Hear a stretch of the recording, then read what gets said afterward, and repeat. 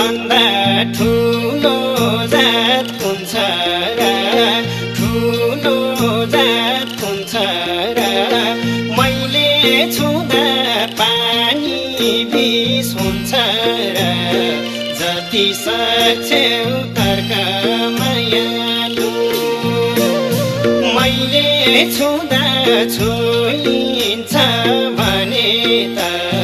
सुनपानीले छर्क मायालु ठुलो जात हुन्छ र ठुलो जात हुन्छ र मैले छुँदा